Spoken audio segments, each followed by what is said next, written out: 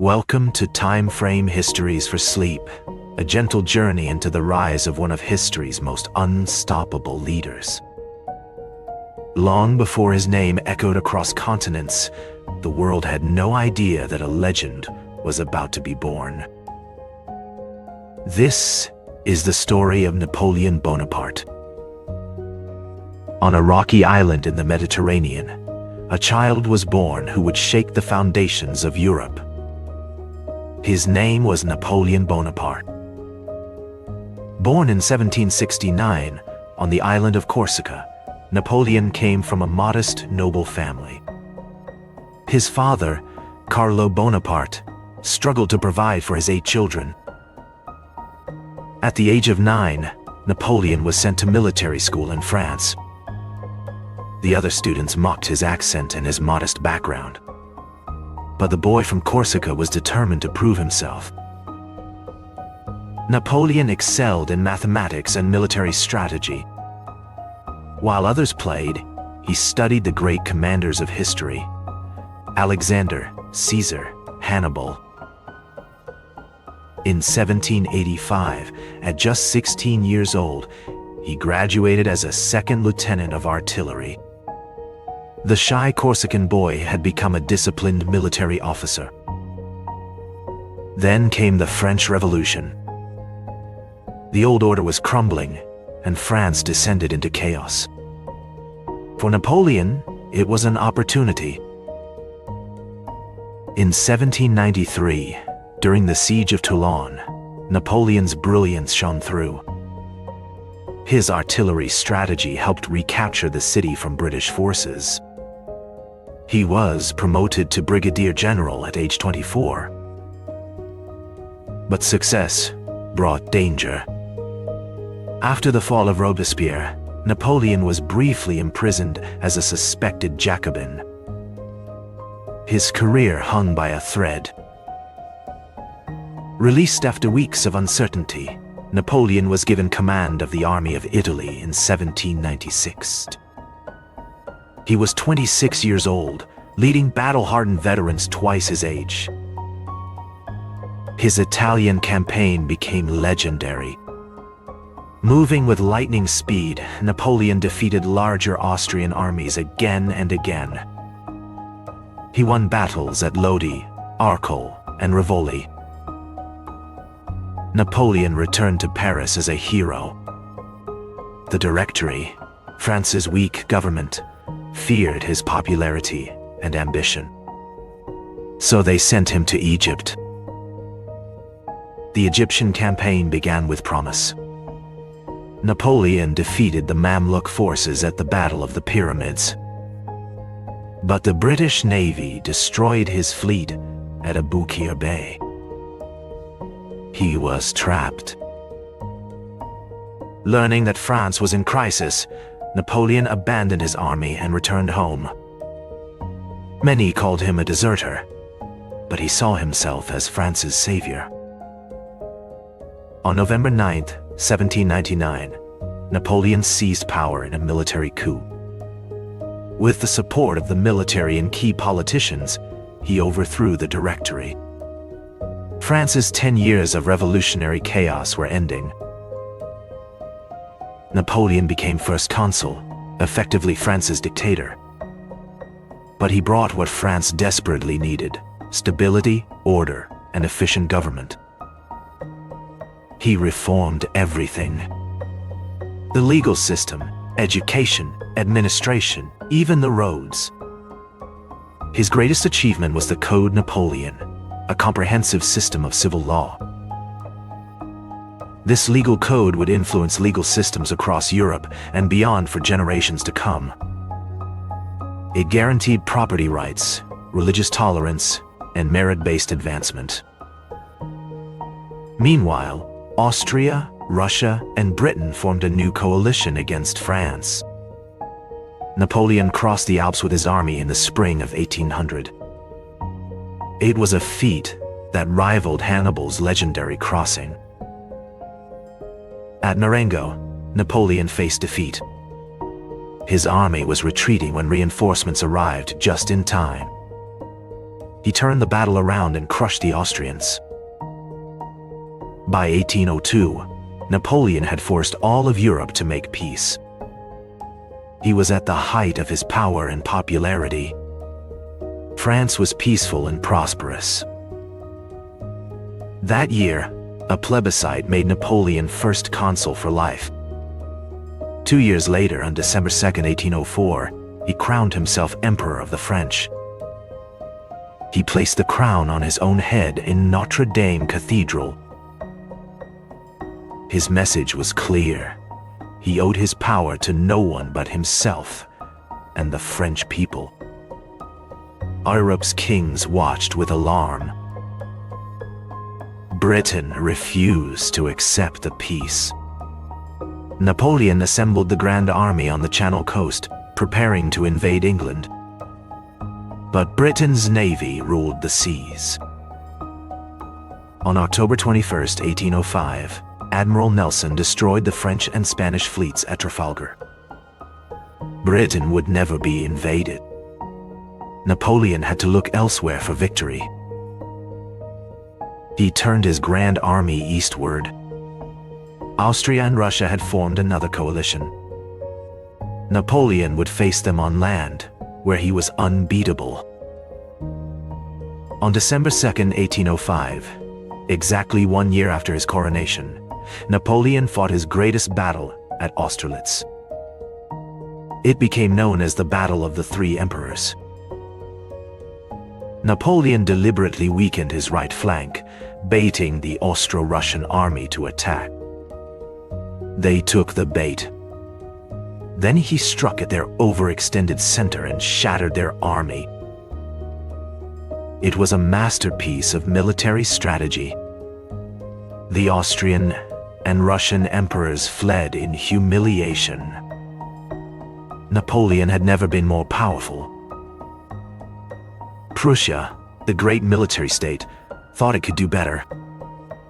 In 1806, they declared war on France. It was a fatal mistake. At Jena and Auerstedt, Napoleon destroyed the legendary Prussian army in a single day. Within weeks, French troops marched through Berlin. Only Russia remained. Napoleon met the Russian army at Eylau in the dead of winter. The battle was a bloodbath fought in a blizzard. Neither side could claim victory. 4 months later, at Friedland, Napoleon decisively defeated the Russians. Emperor Alexander of Russia sued for peace. The Treaty of Tilsit divided Europe between France and Russia. Napoleon was master of the continent. Only Britain, protected by its navy, remained defiant. To strike at Britain, Napoleon imposed the continental system. No European nation was allowed to trade with the British. But the blockade hurt France as much as it hurt Britain. Portugal refused to join the blockade. Napoleon sent an army through Spain to occupy Portugal. But then he made a fatal error. He tried to control Spain too. The Spanish people rose in rebellion. It became a brutal guerrilla war that drained French resources and morale. Napoleon called it his Spanish ulcer. Meanwhile, Austria tried once more to challenge French power. In 1899, Napoleon invaded Austria for the 4th time. At Wagram, he won another costly victory. After Wagram, Napoleon divorced Josephine. She had given him love, but not an heir. He needed a son to secure his dynasty. In 1810, he married Marie-Louise, daughter of the Austrian emperor. The following year, she bore him a son. Napoleon named him the King of Rome. But his empire was overstretched. His brothers and marshals ruled conquered kingdoms, but they could not control them. Nationalist movements grew stronger.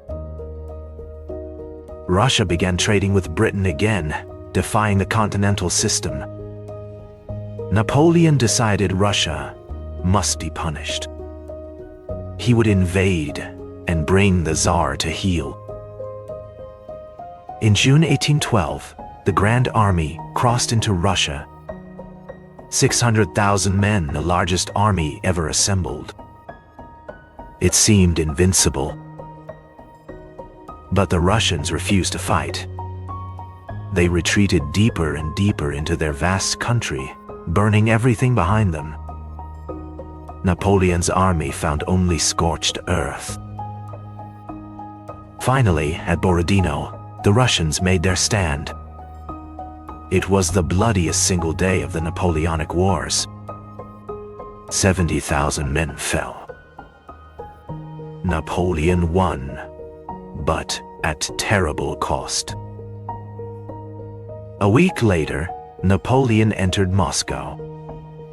The city was almost empty.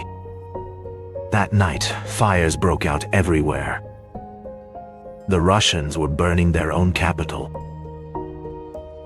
For 5 weeks, Napoleon waited in the ruins for a peace offer that never came.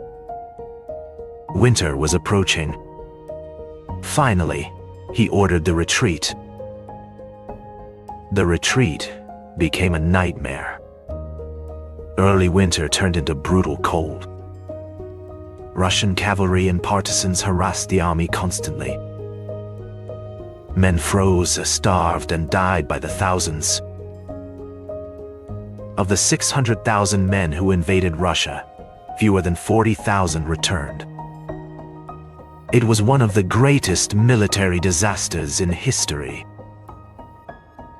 Across Europe, leaders sensed weakness. Prussia, Austria, Russia, and Sweden formed a new coalition. Napoleon raised a new army and fought on. In October 1813, at Leipzig, the Battle of the Nations took place. 500,000 soldiers fought for 3 days. Napoleon was overwhelmed by sheer numbers and forced to retreat. By early 1814, Allied armies were invading France itself. Napoleon fought brilliant defensive battles, but he was outnumbered 4-1.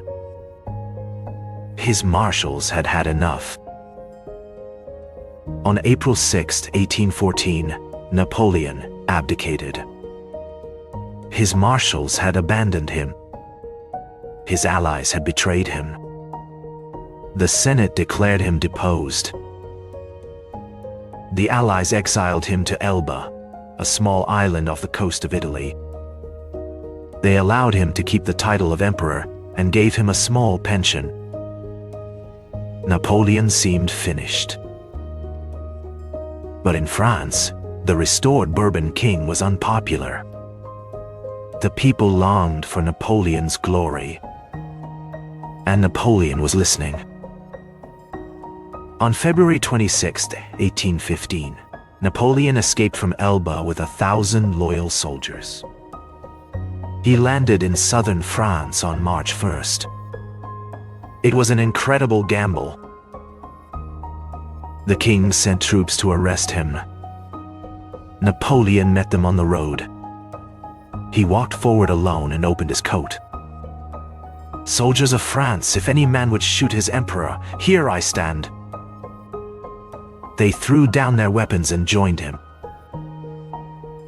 Like an avalanche, his support grew as he marched north. Entire regiments defected to him.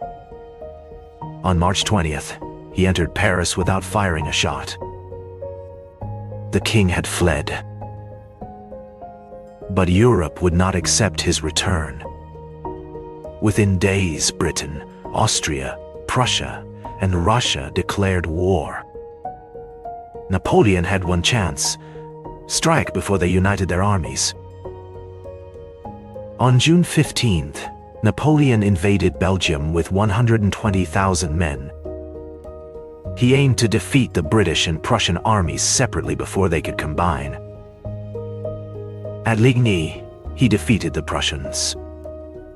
But they retreated in good order instead of fleeing. Wellington's British army fell back to a ridge near the village of Waterloo. On the morning of June 18, 1815, the two armies faced each other. Rain had turned the ground to mud. Napoleon delayed his attack, waiting for the ground to dry for his artillery. It was a fatal delay. At 11:30, the French attacked. Wellington's infantry formed squares and held firm against French cavalry charges. The battle raged all afternoon. Napoleon's Imperial Guard, his elite veterans, had never been defeated. At 7 in the evening, he sent them forward for the final assault. Wellington's line held. The Guard retreated for the first time in their history. At that moment, the Prussians arrived on Napoleon's flank. The French army broke and fled. Napoleon's last gamble had failed. His reign of 100 days was over. Napoleon abdicated again 4 days later. He tried to escape to America, but the British captured him. This time, there would be no return. The British exiled him to Saint Helena, a remote island in the South Atlantic. It was one of the most isolated places on Earth. There, in a damp house called Longwood, Napoleon spent his last years. He dictated his memoirs, trying to shape how history would remember him. He argued with his British jailers. He walked in his small garden. He grew ill. His health deteriorated steadily. On May 5, 1821, at age 51, Napoleon Bonaparte died. His last word was, "Josephine." The man who had conquered Europe died a prisoner on a tiny island. In 1840, his remains were returned to France. Hundreds of thousands lined the streets of Paris. He was entombed in Les Invalides, where he lies today. Napoleon's legacy is complex and contradictory. He was a military genius who brought devastating wars to Europe. He was a reformer who spread revolutionary ideals while crowning himself emperor. He modernized France and much of Europe. His Code Napoleon influenced legal systems worldwide. His educational and administrative reforms lasted long after him. Yet his ambition cost millions of lives. His wars devastated the continent. The Napoleonic Wars killed between 3 and 6 million people. Was he a hero or a tyrant? A genius or a megalomaniac? Perhaps he was all of these. 2 centuries later, Napoleon Bonaparte remains one of history's most fascinating and controversial figures. What do you think? Was Napoleon a visionary leader or a ruthless conqueror? Share your thoughts in the comments. And subscribe for more journeys through history.